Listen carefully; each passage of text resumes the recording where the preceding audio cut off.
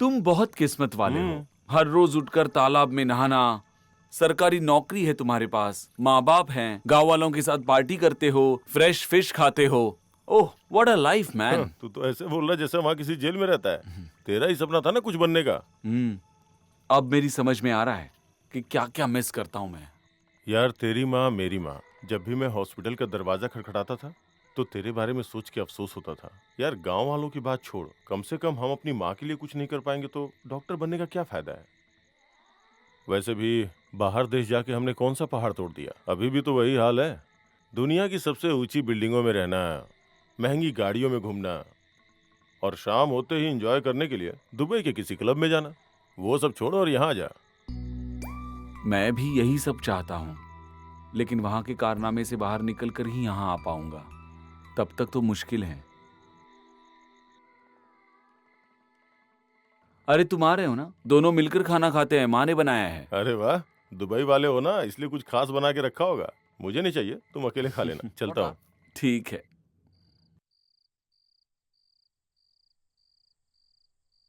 माँ आपने खाया? डॉक्टर ने मुझे बिना नमक वाला खाना खाने को कहा है, सो मैंने खा लिया है बेटा। अरे माँ इतना सारा बनाकर क्यों तकलीफ उठा रही अरे हो? बेटा, इसमें तकलीफ की क्या बात है? और ऊपर से मेरी मदद करने के लिए एक औरत है, वो और उसका परिवार जो हम लोगों का पुश्तैनी मकान है ना, उसकी देखभाल करते हैं, और वो लोग मेरी देखभाल भी करते हैं। तुम गांव कब आओगे ये पूछकर बहुत लोग तुम्हारी शादी के लिए रिश्ते भेजते हैं। कम से कम अब तो लड़की देख के शादी कर लो। कल मैं आपके पासपोर्ट के लिए अप्लाई करने जा रहा हूँ। वापस जाते समय आपको साथ लेकर जाऊंगा। अब तू बहाना मत बना। एक बहुत ही बढ़िया रिश्ता आया है, बहुत ही पैसे वाले हैं।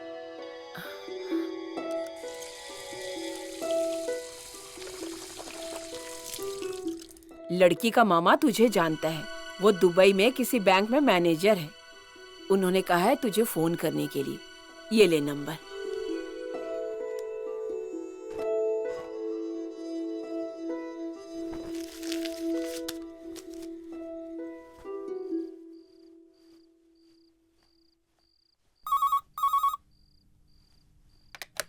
हेलो। हेलो। आने के बाद तुमने कॉल नहीं किया डॉक्टर? बस मैं अभी पहुंचा हूँ। अरे मैं तो कल ही आ गया था। हाँ, वैसे हम लोग कल आपके घर रिश्ते के लिए आने वाले हैं। आप वहीं हो ना? हाँ रहूंगा। ये एक फॉर्मेलिटी है, ऐसा समझ लेना। उसके बाद हम साथ में बैठ के चाय पियेंगे। तो ठीक है, हम कल मिलते हैं। ठीक है।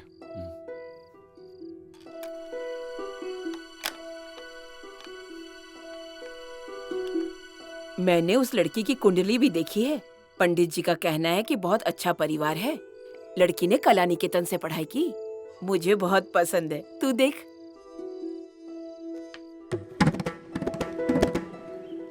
कला मंडल राजश्री, सही है। कुल मिला के चेहरे पे रौनक तो है।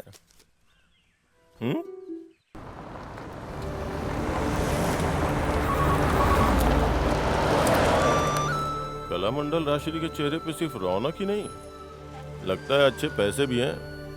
लगता है तुम्हें देने के लिए ही खरीदा होगा।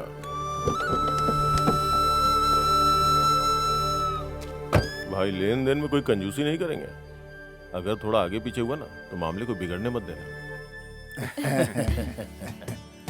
Hello sir. हेलो। आइए आइए आइए आइए आइए आइए। आइए।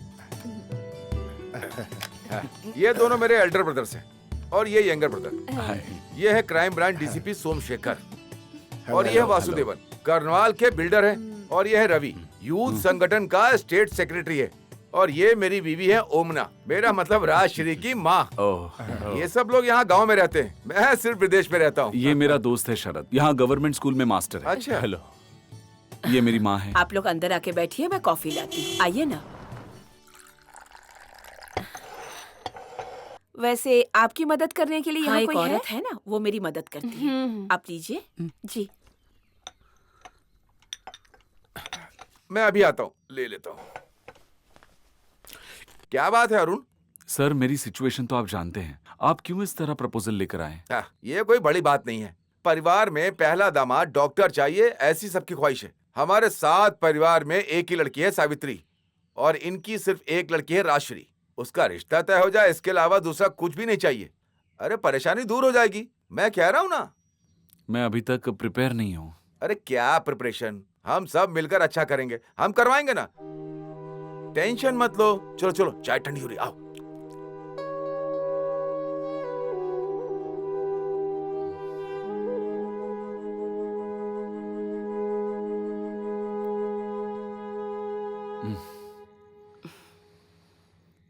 तूने क्या फैसला किया बेटा? मैं बिल्कुल प्रिपेयर्ड नहीं हूँ। तेरी सैलरी के बारे में, तेरे काम के बारे में क्या मैंने आज तक कोई सवाल किया है? बोल। नहीं। और मुझे जानना भी नहीं है। मैं तो अपने पेंशन के सहारे जिंदगी गुजार ही रही हूँ। विदेश में स्पेशलिस्ट डॉक्टर को कितनी सैलरी मिलती है ये मैं बहुत अच्छी तरह से जानती हूँ बेटा। फिर भी तुमने अपने सर पर इतना कर्ज कैसे चढ़ा लिया, ये मैं नहीं पूछूंगी।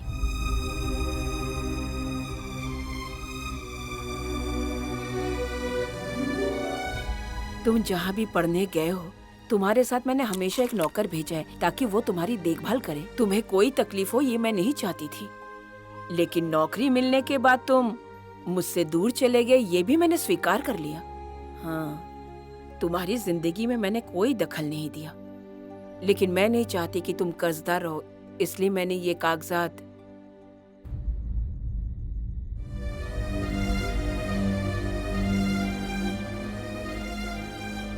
घर के कागजात को गिरवी रखकर तुम्हारे ऊपर जो भी कर्जा है उसे चुका दो बेटा। सर पर कर्जा है इसलिए शादी नहीं करूंगा ये मत कहना। माँ, ये सब आप बोल रही हैं, वो सब मैं खुद मैनेज कर लूंगा। बस उसके लिए मुझे थोड़ा वक्त चाहिए। जब मैंने पंडित जी को कुंडली दिखाई तो उन्होंने मुझसे एक बात कही, अगर इस वक्त शादी नहीं करेंगे तो आगे शादी नहीं हो पाएगी। मैं चाहती हूँ कि मेरे जीते जी बस तू ये शादी कर ले बेटा। मैं कल ही तेरी शादी तय कर देती हूँ।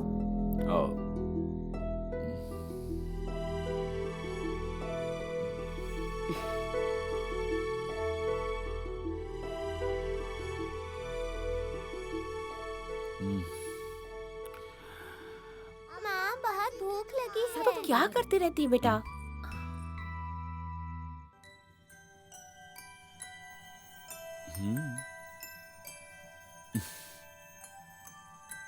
दरवाजा अच्छे से बंद कर दीजिएगा साहब। ठीक है, जरा रुकना।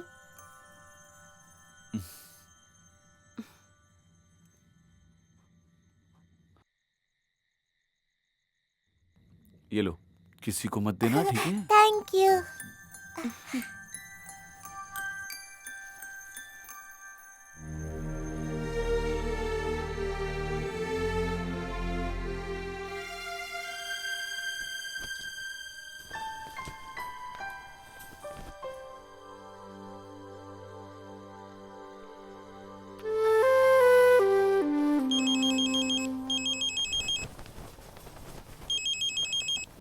Arun,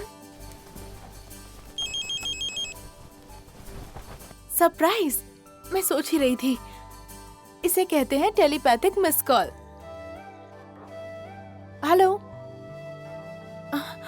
hello. Hello Lakshmi, how are you? वहां जाकर ऐसे सवाल क्यों पूछ रहे हो? अरे अरे, मैं भी पागल हूँ। एक खास सवाल पूछना था। माँ अब कैसी है? तबीयत ठीक ठाक है ना? माँ इज फाइन। वैसे तुम्हारी रूरल ड्यूटी कैसे है? कुछ भी कहो, गांव गांव ही होता है। कम पढ़ने वाले गांव छोड़कर चले जाते हैं और जो लोग ज्यादा पढ़ लेते हैं वो गांव वापस आ जाते हैं। इस कहावत के मुताबिक मैं भी तो यही कर रही हूँ ना अभी। सिर्फ मैं ही बात किए जा रही हूँ। तुम बताओ ना, क्या हुआ? कोई प्रॉब्लम तो नहीं है? ए नथिंग, एक थोड़ा सा कोल्ड है, weather change. Dubai is just a desert without you my playboy. वापस कब आओगे? हेलो लक्ष्मी,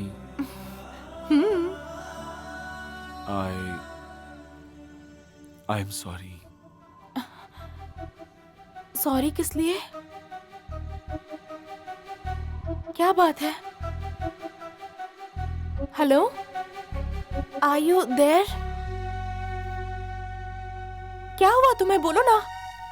कुछ नहीं, गुड नाइट। Hello hello.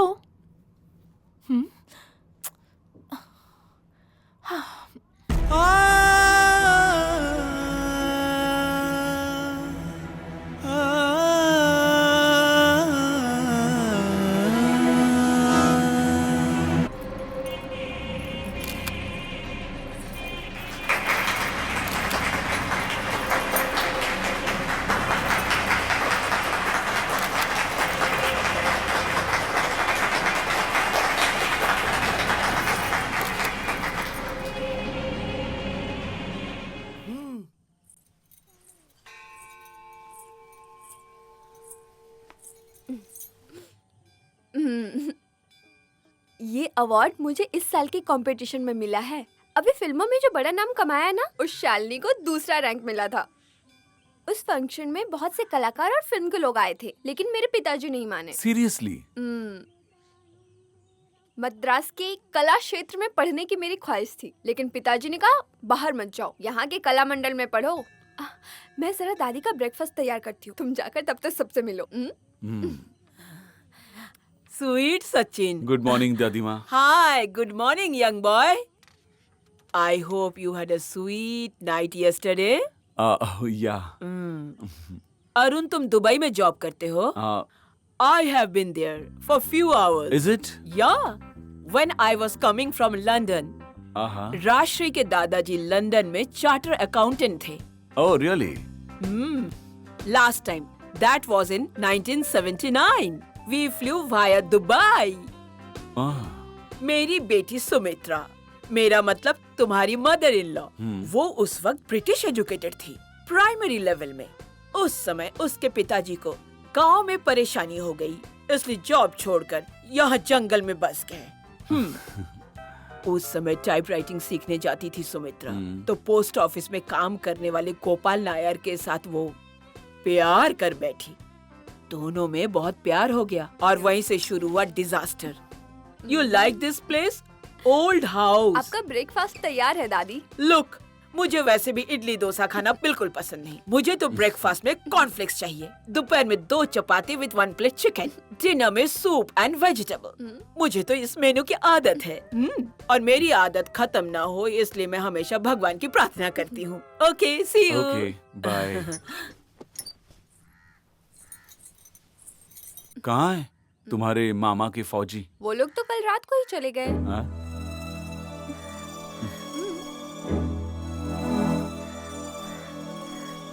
इतना ट्रेडिशनल और इतना बड़ा घर आपने गांव में कहीं नहीं देखा होगा ना? Yes yes, what a huge house. इसे तोड़कर रिनोवेट करेंगे या बेचेंगे, अब ये मम्मी और मामा मिलकर डिसाइड करेंगे। इसे बेचने जा रहे ये हैं? पुश्तैनी प्रॉपर्टी है ना, इसलिए माँ इसे मेरी शादी के पहले नहीं बेचना चाहती थी। पापा चाहते थे कि मेरी शादी एक डॉक्टर से हो, लेकिन अब सारी प्रॉब्लम सॉल्व हो चुकी है। माँ ने कागजात पर साइन कर दिया है। अगर इसे बेचेंगे तो एक शेयर हमारा भी होगा। 22 एकड़ में से 1 एकड़ भी मिल गया तो बहुत है, थोड़ा तो फायदा होगा ना। थोड़ा ही फायदा होगा का मतलब? माँ बता रही थी लगभग 3 या 3.5 लाख मिलेगा।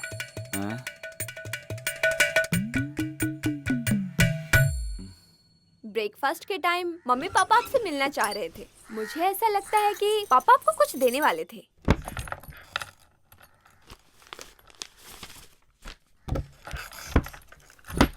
अरुण ने चाय पी क्या? हाँ जी। अरे जाकर उन्हें देखो, कोई दिक्कत तो नहीं है। खाना वाना दिया ना? हाँ हाँ जी, सब कुछ दिया है। कहाँ है वो लोग? वो लोग बाहर हैं। अच्छा, आइए ना। हाँ, ठीक है। ये देखो, ये छोटे पापा हैं और ये मैं हूँ। हाँ। बैठो। राजश्री, दादी माँ को बुलाओ, जरा उन्हें भी अच्छा लगे। क्यों? हाँ जी, मैं भी यही चाहती हूँ।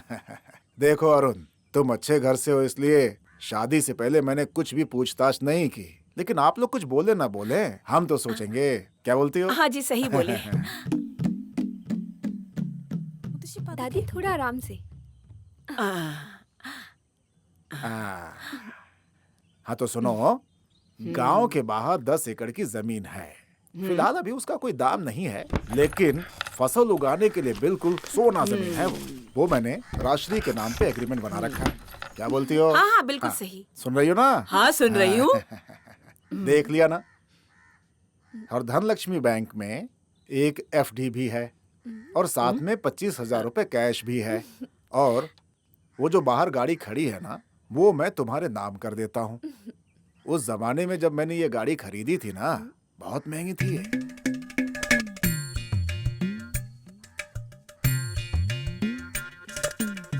राजश्री को अपने साथ दुबई लेकर के जाओगे ना तुम? हाँ, वहाँ कुछ फॉर्मेलिटीज करनी पड़ेंगी। अच्छा एक बात सुनो, मैं इस जिले को छोड़कर कभी भी बाहर नहीं गया। अब अगर तुम पीछे पड़ जाओगे ना, तो हम दोनों वहां पे आएंगे तुम्हारे पास दुबई घूमने। वो क्यों? अरे वो दुबई में शॉपिंग फेस्टिवल है ना, उसके लिए मुझे वीजा चाहिए। ग्लोबल विलेज का है ना। I will definitely come. या अरुण सुनिए, अब खुश तो है ना?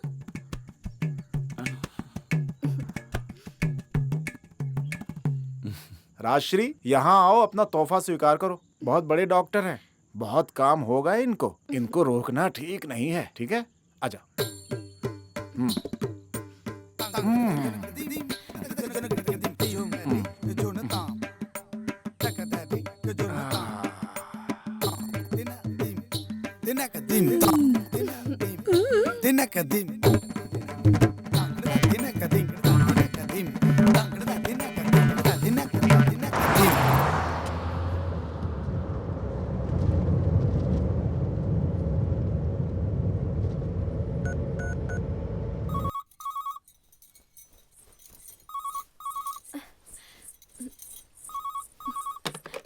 हेलो।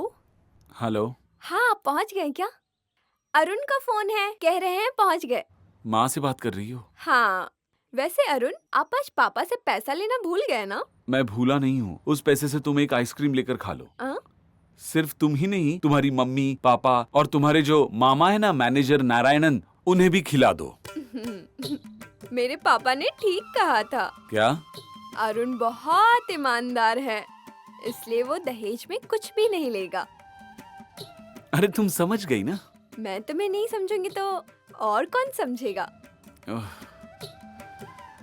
माँ नहीं है वहाँ? हाँ अभी देती हूँ, रुको। अच्छे से पहुंच गए हो ना? हाँ माँ। राजश्री को तुम यहाँ से जरा जल्दी लेकर जाना बेटा।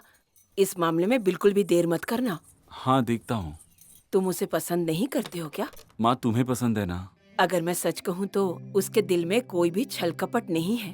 बहुत ही मासूम लड़की है, हमेशा हंसती रहती है। इतना काफी है।